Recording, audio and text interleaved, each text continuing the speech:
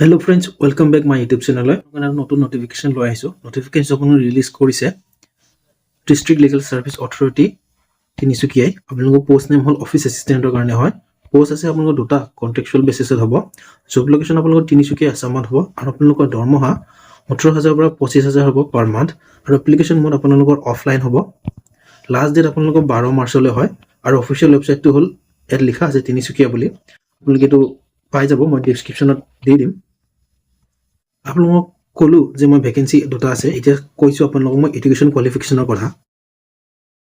আপোনালোক গ্ৰেজুৱেটেড হ'ব লাগিব as per clause 4D of the legal aids defence counsel স্কিমৰ আন্ডাৰত। আৰু আপোনাৰ আদাৰ স্কিল ৰিকুৱাৰমেণ্টখিনি হ'ল আপোনালোকে কম্পিউটাৰ জানা হ'ব লাগিব। সিম্পলকৈ ক'বলৈ গ'লে আপোনালোকে কম্পিউটাৰখিনি জানা হ'ব লাগিব। আৰু আপোনালোকক মই এতিয়া এজ লিমিটৰ কথা কৈ দিছোঁ।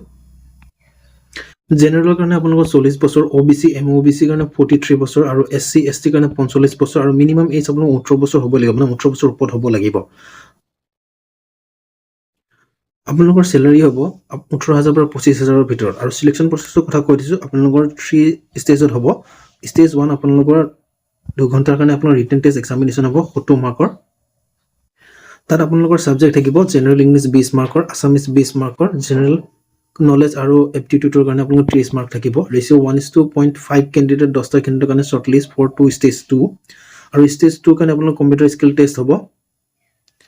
টোটাল মাৰ্ক 30 নম্বৰ হ'ব আৰু টেষ্ট এৰিয়া হ'ব basic word processing, computer operation, type speed and petition formatting একেটা হ'ব। আৰু প্ৰিপাৰেশ্যন অফ কোড, মানে ফাইল প্ৰিপেয়াৰ কৰা হ'ব কোডৰ কাৰণে। আপোনালোকৰ ষ্টেজ 3 কাৰণে 1:3 ৰেশিঅ' আপোনালোকৰ কেণ্ডিডেট শৰ্ট লিষ্ট কৰিব। ষ্টেজ 3 লৈ কোৱালিফাই হ'ব আৰু ষ্টেজ 3 আপোনালোকৰ ইণ্টাৰভিউ হ'ব, ফাইনেল ইণ্টাৰভিউ সেশন হ'ব। আৰু এপ্লিকেশ্যন ডেট আপোনালোকৰ 10 ফেব্ৰুৱাৰীৰ পৰা ষ্টাৰ্ট হৈছে আৰু লাষ্ট ডেট 12 মাৰ্চলৈ।